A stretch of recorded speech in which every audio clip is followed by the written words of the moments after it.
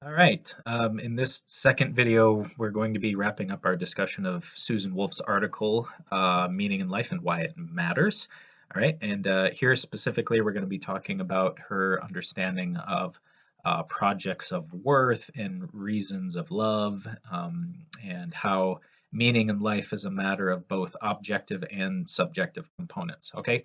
But before we get into all of that, just need to go over a few more preliminary sort of terms here, okay, and this has to do with ethics broadly construed. So, in this article, Susan Wolf indicates that philosophers, particularly ethicists, have spent uh, not a lot of time talking about meaning in life and whether it is a kind of distinct moral category, as opposed to talking about value or obligation. So if you look in the literature of ethics, a lot of time has been spent and a lot of energy has been spent talking about the nature of moral obligation or the nature of the right on the one hand, and then the nature of value or the nature of the good on the other. Okay, so we've got one school which emphasizes the right over the good, and we've got another school or schools which emphasize the good over the right. Meaning seems to be its own distinct kind of category here. Um, there's a bug in my mouth.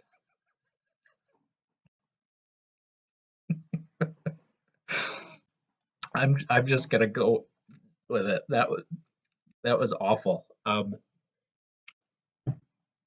really unhappy that there was a bug in my mouth. I'm not starting this video over again. I refuse to. Okay. Um, so again, a lot of effort has been spent on the right, a lot of effort has been spent on the good, but not a lot of effort has been spent on meaning. And Susan Wolf is convinced that meaning as a category is going to be distinct. It's distinct from the right, even though it might have elements of what is right. It's distinct from the good, or it's distinct from value or worth, even though it might have certain kinds of elements about what is good, right? But it's kind of a category unto its own, all right? Now, but as far as reasoning about morality and as far as human motivation is concerned, she does lay out some of the history here regarding various schools. Okay, so she mentions the term egoism, but egoism comes in a couple of different varieties. So the first is just what is known as psychological egoism.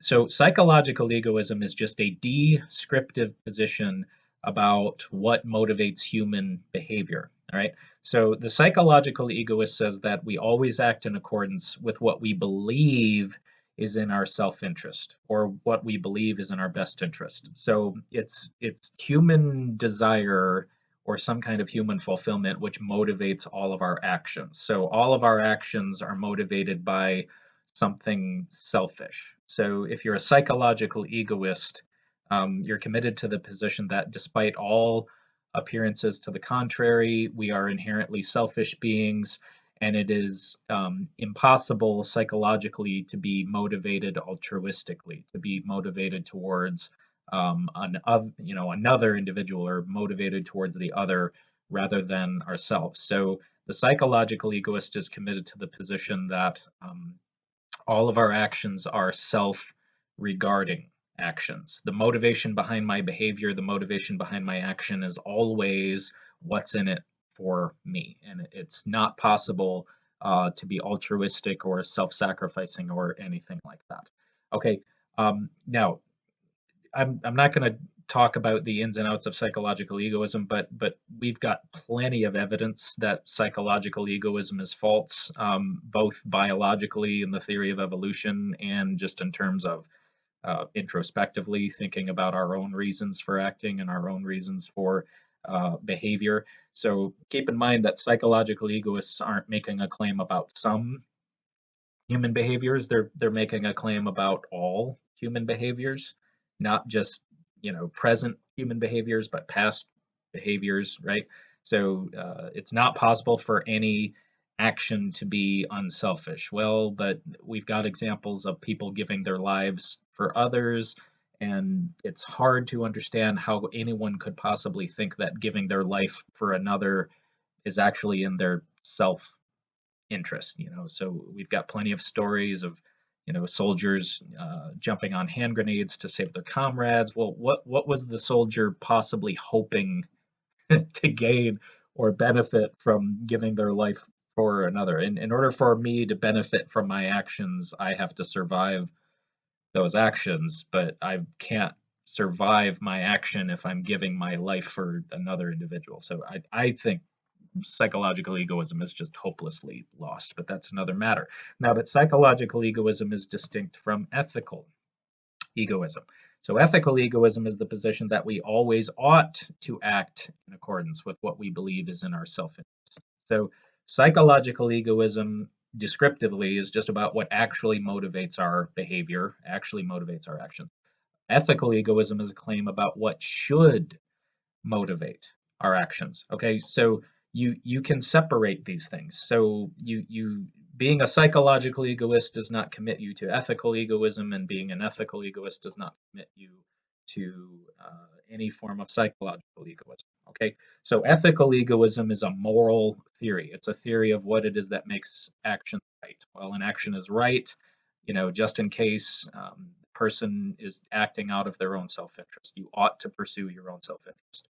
Psychological egoism, descriptively, is just a theory which purports to explain what it is that motivates our actions, motivates our behavior. Okay, now, but as far as value theory goes, um, value theory being distinct from moral theory. So moral theories are all about explaining what is right. Value theory is all about explaining what is good, what's desirable for its own sake, and the like.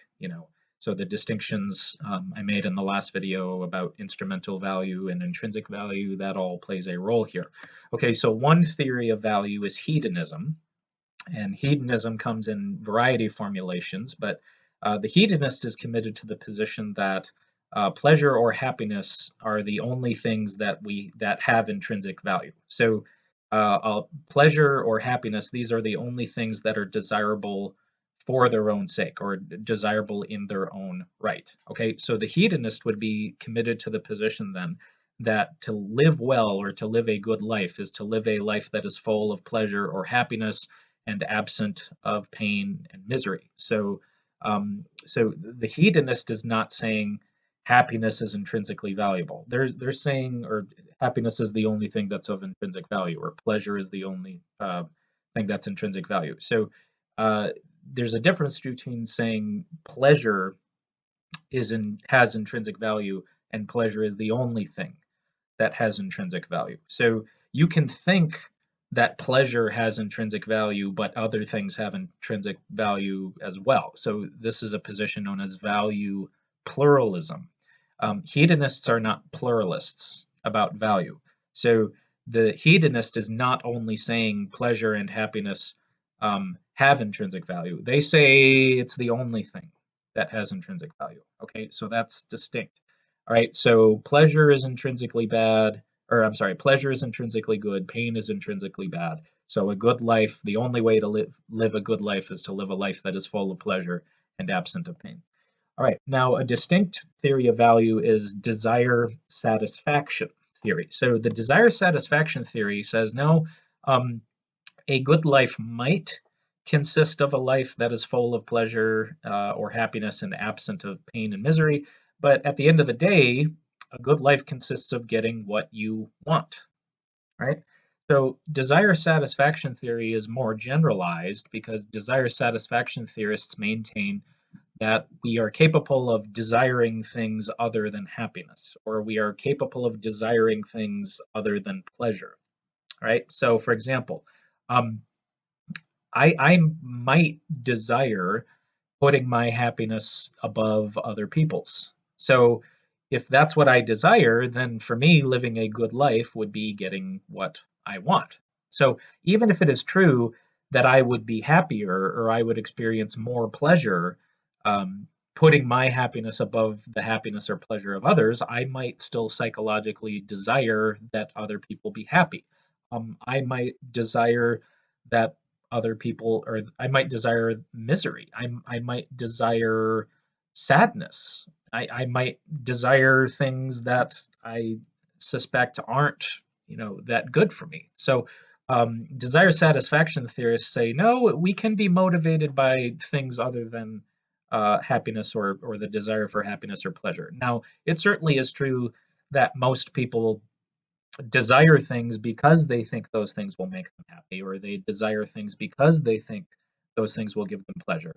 But the desire satisfaction theorists will just say that's true, but psychologically, that doesn't mean that that's the only thing we are capable of desiring. Okay, so even though most people will desire happiness or most people will desire pleasure, what most people will desire and what it's possible for people to desire, that those are two different things entirely. Okay, so but whether you are a hedonist or a desire satisfaction theorist, the notion here is that value is entirely subjective here. So, um, in terms of living a good life, it's a matter of one's subjective experiences, whether one has the certain kinds of desires that are fulfilled, or whether one has the certain kinds of pleasures, corresponding pleasures, or states of happiness. Now, one odd consequence of desire satisfaction is that it seems that the description that uh, you live a good life when you get what you want, that doesn't seem to go far enough. And here's why. It seems you need to know that you're getting what you want. I mean, so um, suppose I desire that the Michigan Wolverines win the Big Ten championship. Okay. So the Michigan Wolverines end up winning the Big Ten championship. But suppose 2 weeks before the game, 2 weeks before the game, I slip into a coma and I miss the game and I'm in a coma for the rest of my life. Okay. So I'm getting what I want, aren't I? So I desire it to be the case that, I desire the state of affairs that the Michigan Wolverines win the Big Ten championship. I desire that to be the case. And since that happens to be the case, I get what I want. I am getting what I want, but do I have any kind of awareness or knowledge that I'm getting what I want? No. So it seems that in order for desire satisfaction theory to work, we gotta supplement it with other kinds of things. Okay. And where it gets really complicated is okay, we can have irrational kinds of desires. So I might desire to be able to fly like Superman. I'm just saying maybe when I was in kindergarten, I might have tried to do this on the swings at recess. I just believed in all my heart that I could do it, and I may have like did a swan dive off of the swing, and you know, you can imagine how that turned out. Yeah, I could desire that. I could desire to fly like Superman, but that's a desire that can't possibly be satisfied. Okay, so maybe we should restrict desire satisfaction to rational desires. And again, I might desire putting another person's happiness above my own. Okay, well, maybe we should restrict it to self regarding desires. And my desires might be satisfied in ways that I never know that they're being satisfied that way. Okay, well, maybe we need to add the qualification that you need to know your desires are being satisfied, or you need to have some awareness that your desires are being satisfied or you're getting what you want. Because again, if I desire that the Michigan Wolverines win the Big Ten championship, even if I'm in a coma, I'm still getting what I want. I am getting what I want. I want it to be the case that this is going to happen, and it happens. So I'm getting what I want. But I don't have any kind of knowledge or awareness that I'm getting what I want. So that's a big problem for the desire satisfaction theory. Okay, now how does this tie in with various sorts of ethical theories? Okay, so one ethical theory is utilitarianism. You may have heard of it before, but the sort of main obligation behind utilitarianism is that we always act to promote maximal utility, where utility is defined as happiness or pleasure or well-being or preference satisfaction or desire satisfaction, and then to minimize its opposite. All right. Okay, so Utilitarians are what are called consequentialists, meaning that the consequences of our actions solely determine whether those actions are right or wrong. But what happens here is in the sort of utilitarian calculation of things, I might need to put other people's needs or interests above my own. So, one philosopher, W.D. Ross, points out this sort of flaw with utilitarianism. So if utilitarians recognize that all of our interests matter, and I should promote other people's interests, and I should try to maximize their preferences, or maximize their utility, well, then my interests matter too.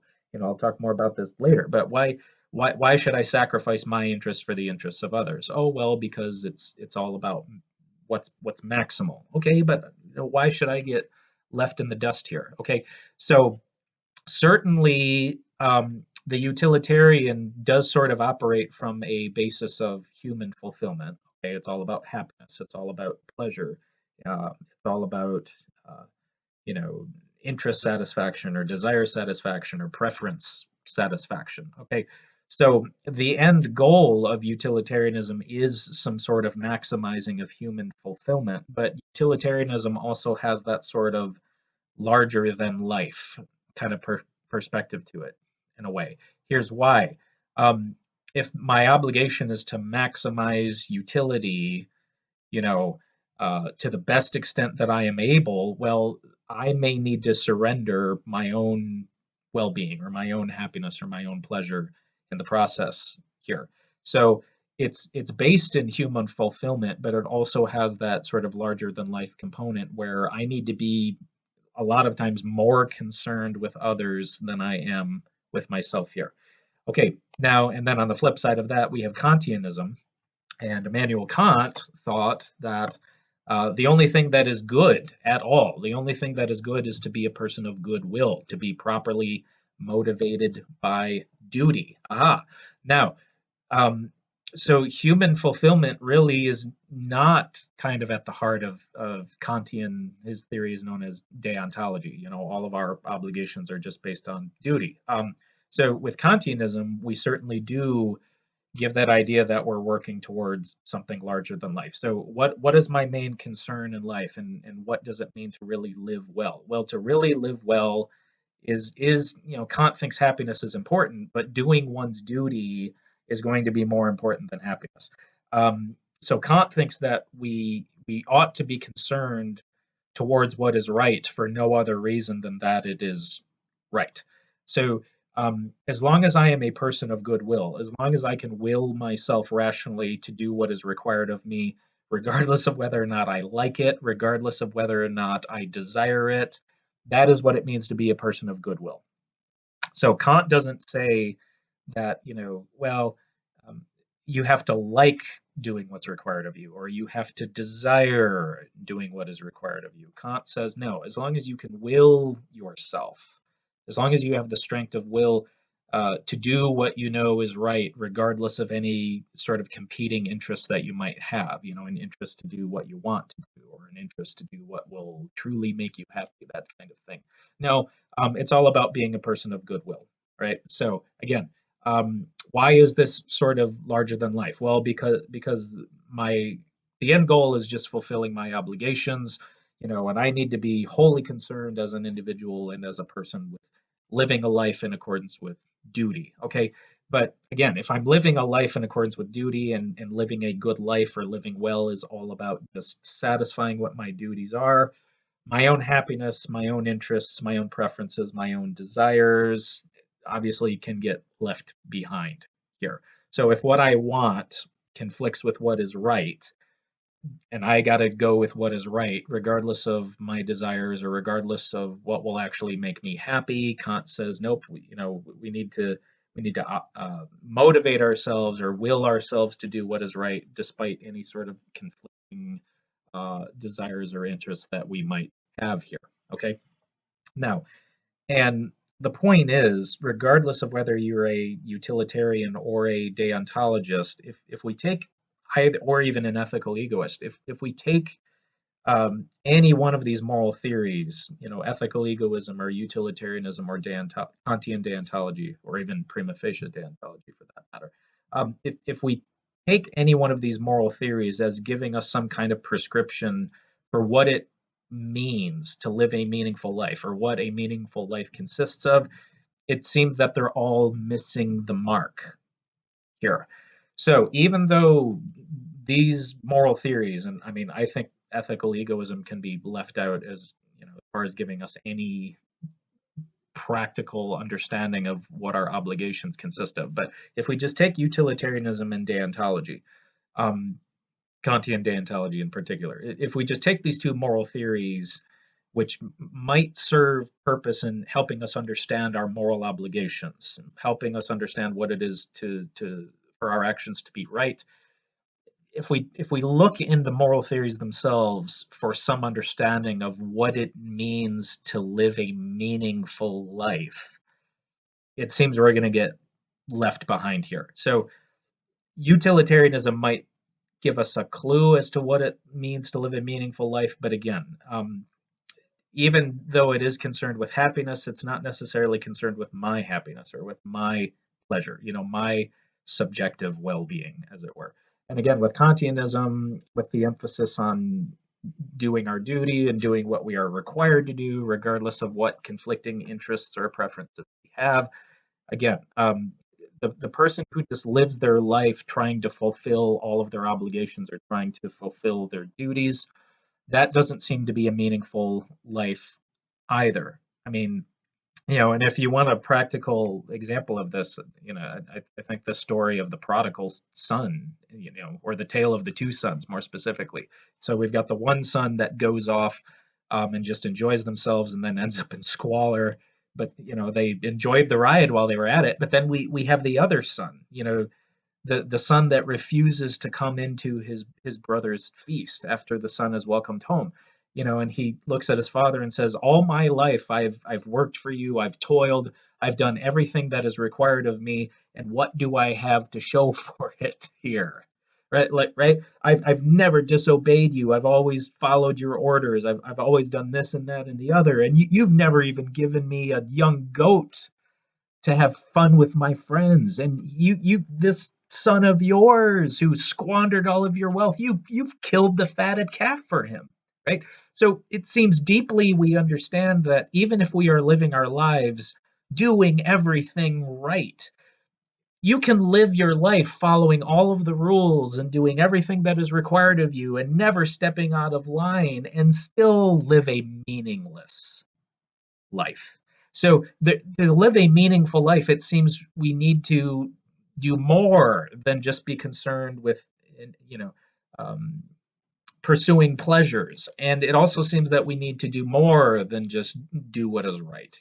So if you can think of the individual that's never done anything wrong, and yet it seems that they're not having any fun, that does not seem to be a meaningful life. Well, let it be said of me, this is what I'm going to have on my tombstone. Let it be said of me that I always followed the rules. Wah wah, right? We understand that. Like, I mean, one, that's not going to be on my tombstone because I didn't follow all the rules. I still don't follow all the rules.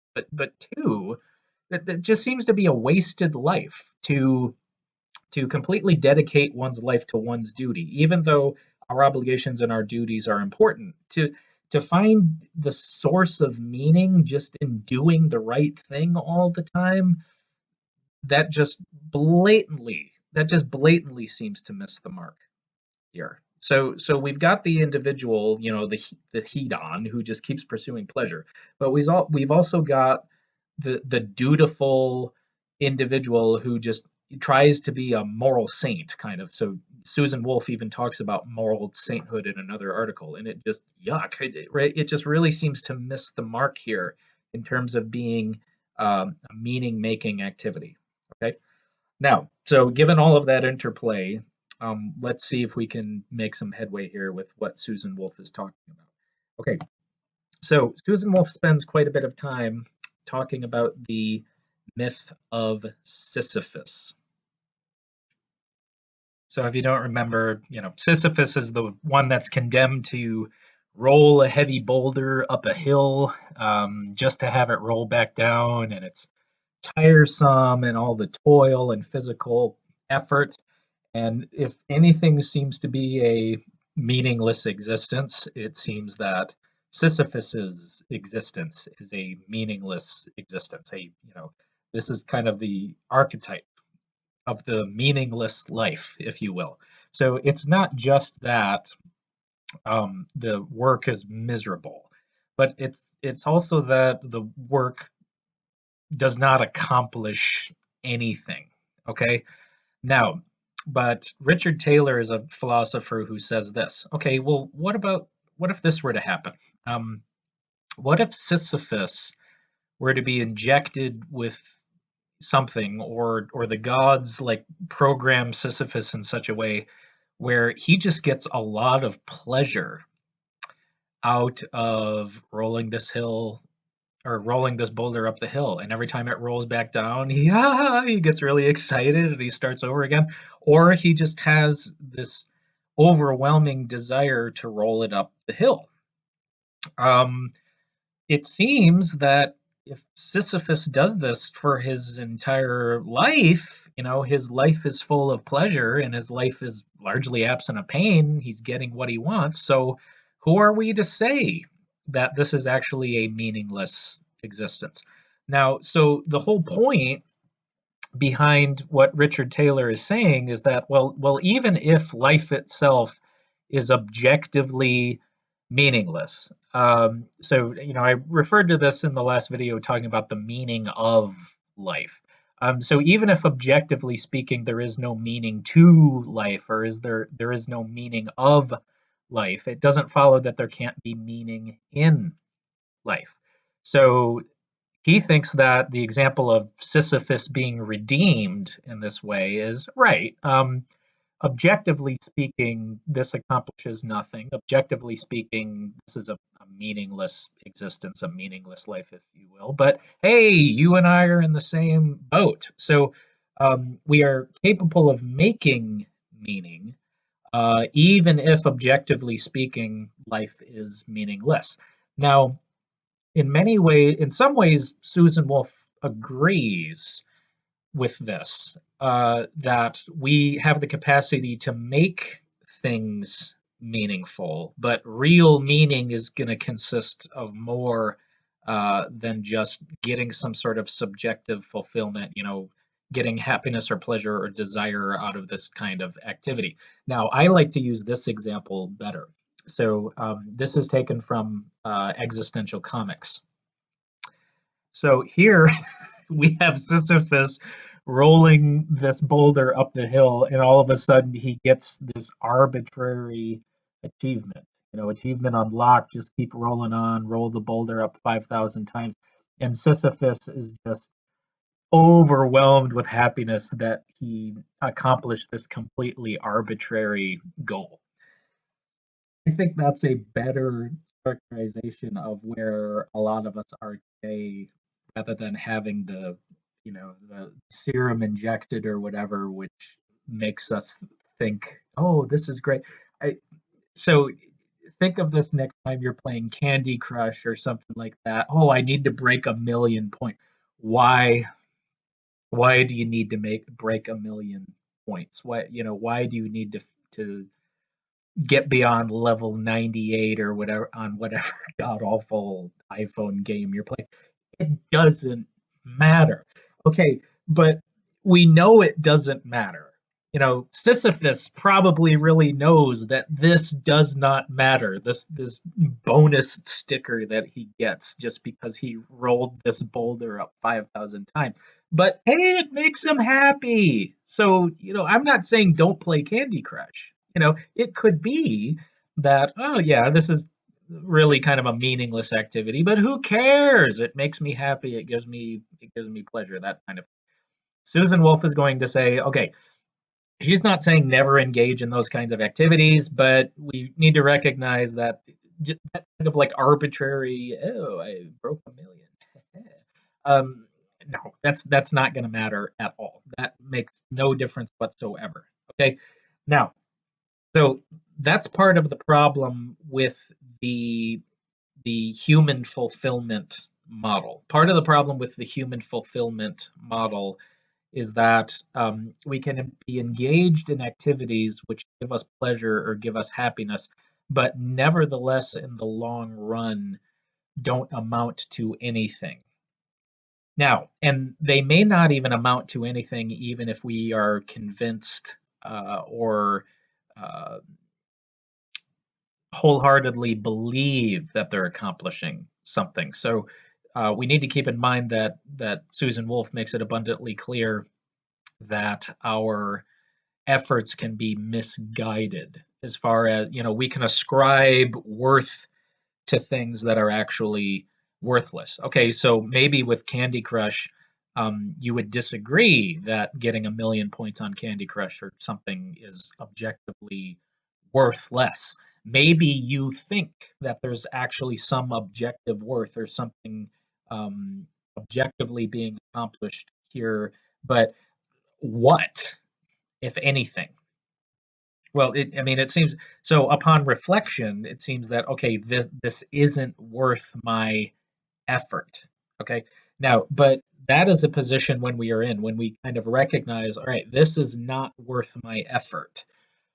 That is what leads to this kind of like despair. Now, and for someone like Richard Taylor and others, in particular, atheist existentialists, who recognize that everything in life is objectively speaking worthless. So nothing actually objectively matters. That can be the source of great despair on the one hand, but it can also be the source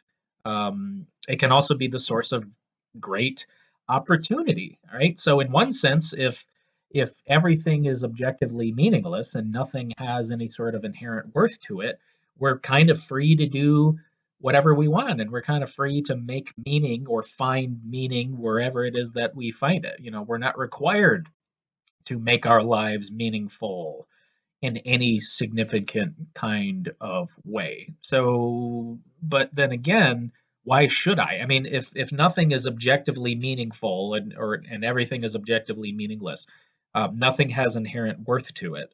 Why ought I make meaning, or why should I find meaning? Well, that I can't be obligated to, and I can't be told that I'll be better off if I do that. Why? Because there are no conditions under which I would be better off, or and I'm not obligated to do anything in that regard. So there we have Sisyphus, wonderful Sisyphus. Okay, now where exactly does Sisyphus's uh, situation go wrong, and where exactly does the sort of model of human fulfillment go wrong here? So we're going to focus on this question a bit. So first of all, Susan Wolf says that meaning arises when subjective attraction, so that's where we get the human fulfillment component, meets objective attractiveness, right? Or something being subjectively valuable. So if something is valuable to you, that means you actually value it. So you could say meaning arises when something that is subjectively valuable meets objective value. So something you get satisfaction out of, but that thing is actually worthy of getting satisfaction out of. It's the kind of thing of intrinsic worth or objective worth, and you also take value or you find it valuable. I mean, that is what's going to be necessary for making meaning. Now, and it seems that where even the Sisyphus redeemed thought experiment goes wrong is that even if Sisyphus is getting pleasure or happiness out of this activity of rolling the boulder up the hill and stuff like that, um, what is Sisyphus actually missing out on, or potentially what kinds of false beliefs does Sisyphus have here? So there's another kind of paradox of hedonism presented by uh, philosopher Robert Nozick, where Robert Nozick talks about, okay, well, what if we had an experience machine where you go unconscious basically, and you plug into this experience machine, and it can simulate any pleasure imaginable, right?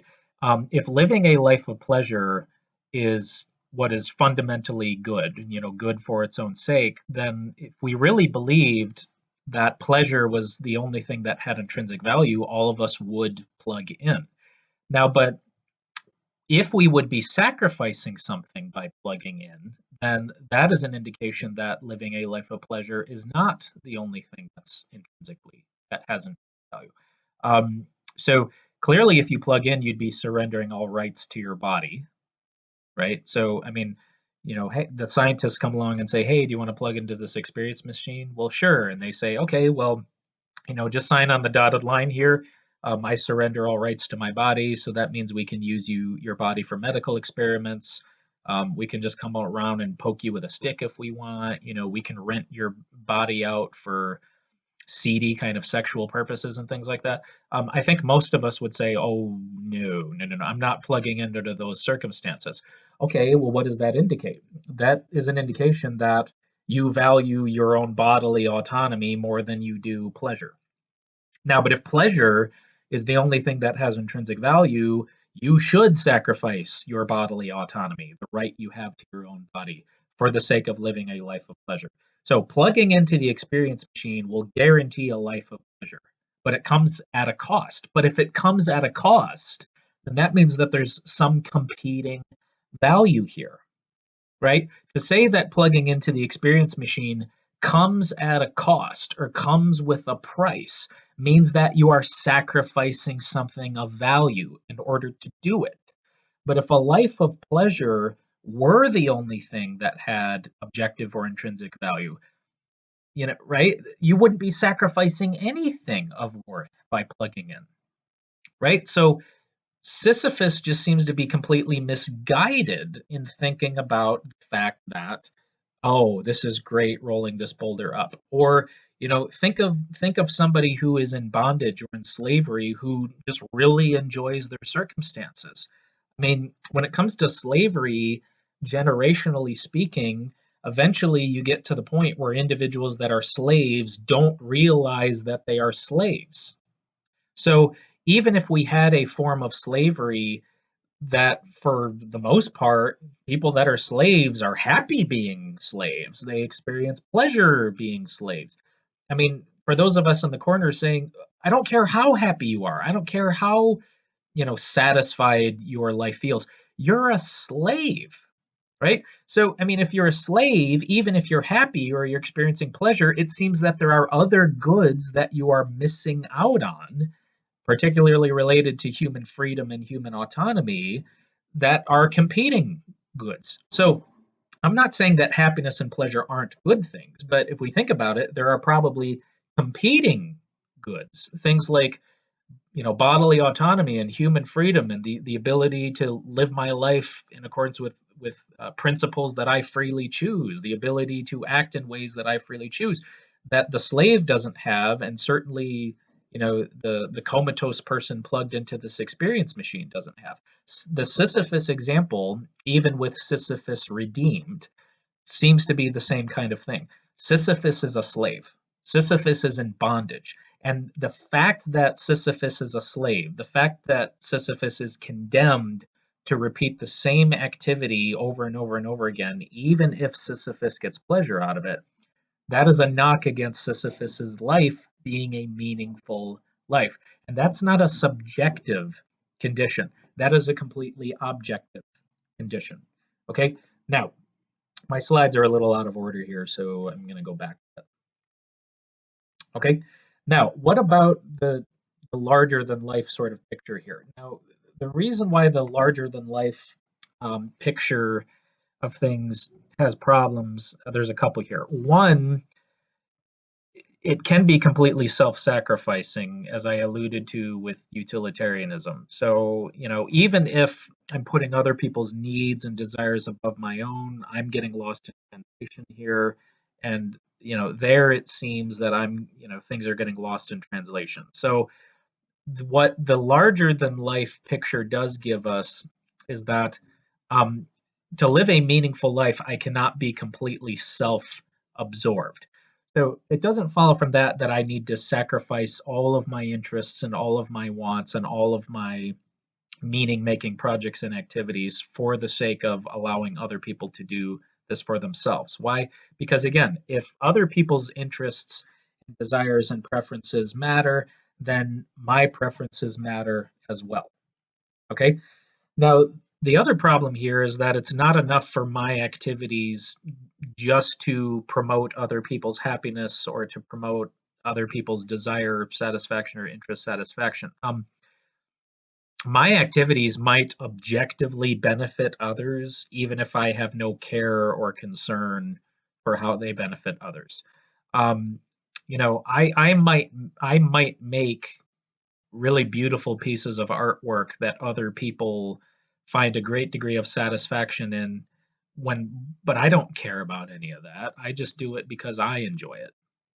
Okay? So there is a such thing as our activities and our projects accidentally benefiting others or accidentally being concerned with something much larger than ourselves. So in that respect, whether or not I'm engaged in a project of worth or a project of or given kinds of activities which do benefit others or do promote something greater than myself, if I have no concern whatsoever for how those projects or those activities are larger than my own little bubble, that doesn't seem like it's satisfying the right kinds of conditions. So a project of worth needs to be the kind of thing where I recognize its objective worth and I have some concern for the objective worth of that project, but it's also the kind of thing that I have subjective satisfaction in. Okay, now the last thing I want to talk about here is ah, do you like my moving around here?